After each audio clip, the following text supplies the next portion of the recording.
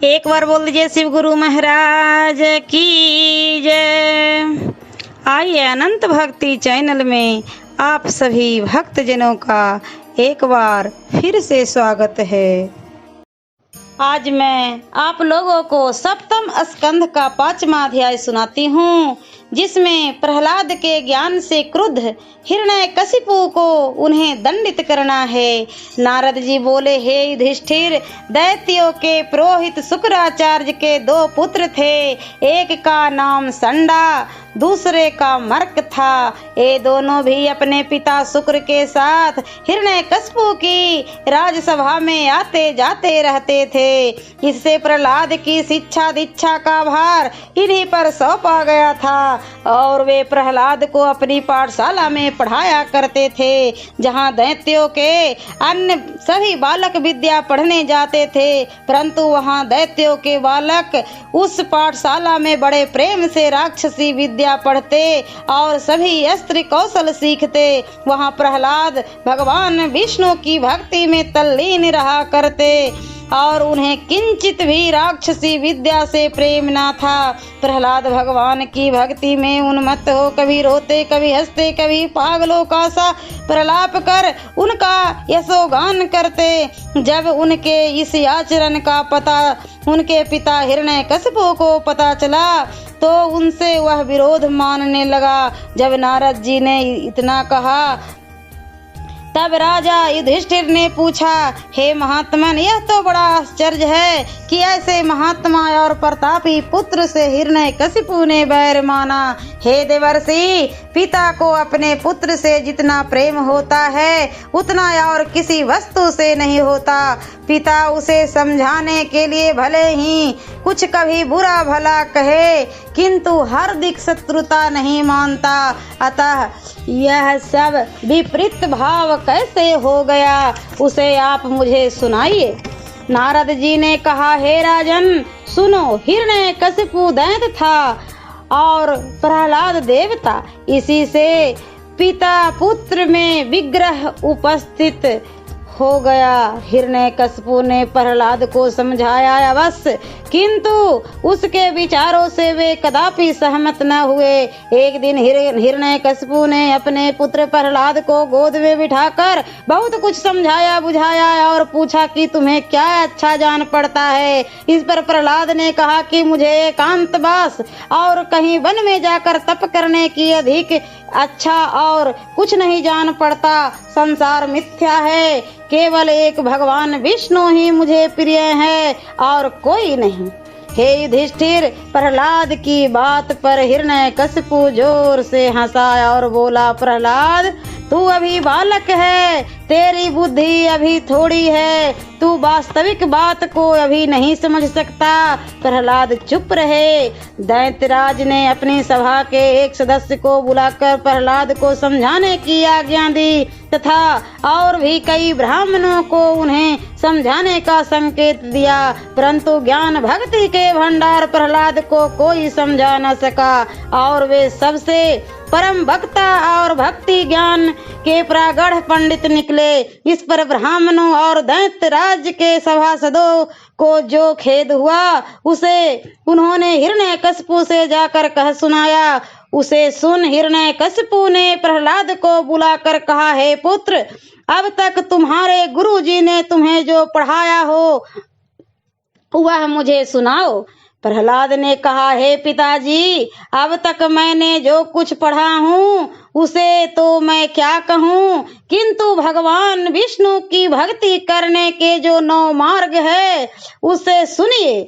यथा विष्णु भक्ति से संबंधित श्रवण, कीर्तन, स्मरण, सेवा, पूजा, समर्पण, श्रद्धा, विश्वास, रक्षा।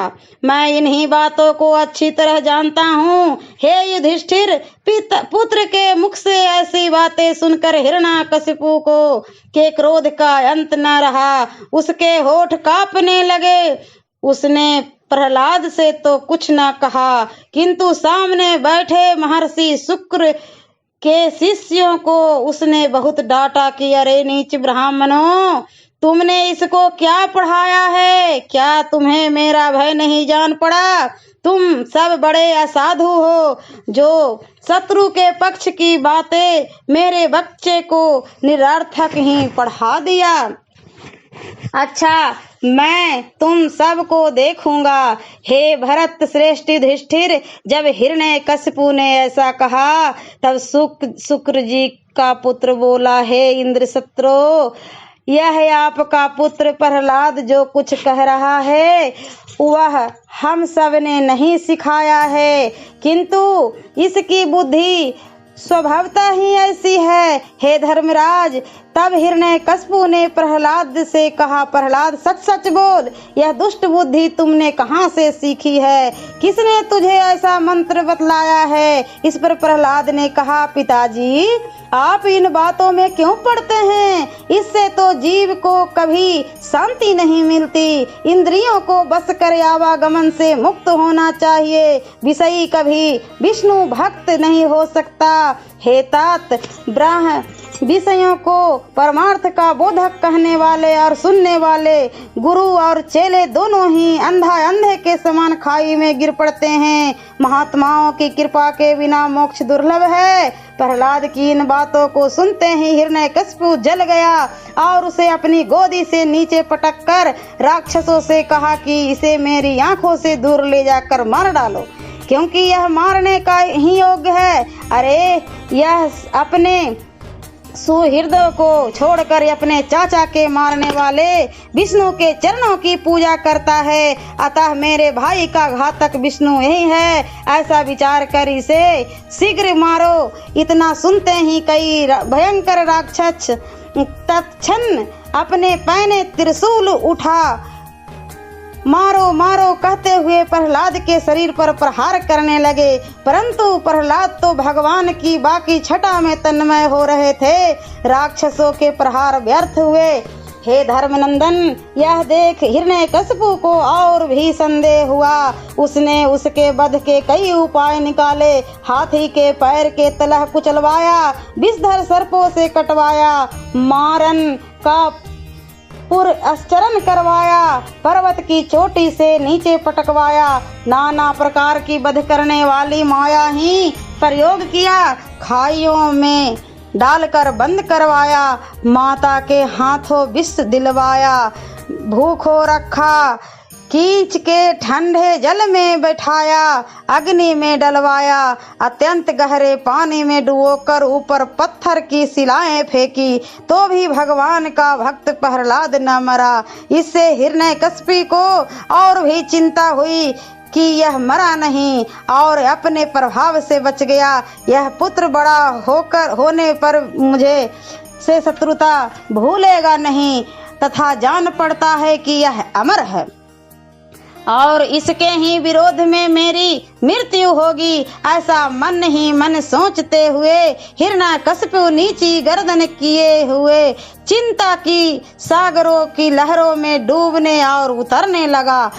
तब उसे दुखी देख संडामर्क बोले, महाराज आप इस छोटी सी बात की क्या चिंता करते हैं? प्रहलाद अभी बालक है। बालकों की बातों में गुण और दोष नहीं देखा जाता। फिर भी यदि आपको इससे कुछ भय हो तो जब तक शुक्र आचार्य गुरु अपनी तपस्या पूरी करके लौट न आवे तब तक इसे वरुण पास से बांध कर छोड़ दीजिए, इससे यह कहीं भाग भी नहीं सकेगा। हिरण्यकशिपु ने कहा, ले जाओ इसे, राक्षसों के सब धर्म सिखाओ।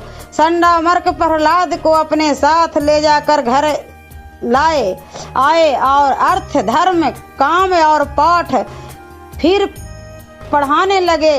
पर कहाँ की बात, एक दिन गुरुजी कुछ काम काज में लगे थे कि चटशाला के विश्राम काल में प्रहलाद ने सब बालकों को अपने पास बुलाकर कहा कि हे भाई, तुम सब बैठ जाओ और मैं जो कहता हूँ उसे ध्यान से सुनो। सब बालक प्रहलाद के पास आकर बैठे और उन्होंने अपनी वही सब ज्ञान ध्यान की बातें कहना आरंभ कर दिया।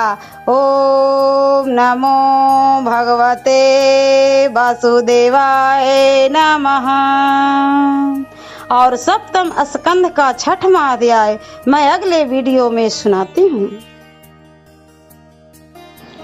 ऐसे ही मनोरंजक कथाएं, कहानियाँ और भक्ति गीत सुनने के लिए हमारे इस चैनल अनंत भक्ति को सब्सक्राइब करें और वीडियो अच्छी लगी हो तो लाइक का बटन जरूर दबाएं।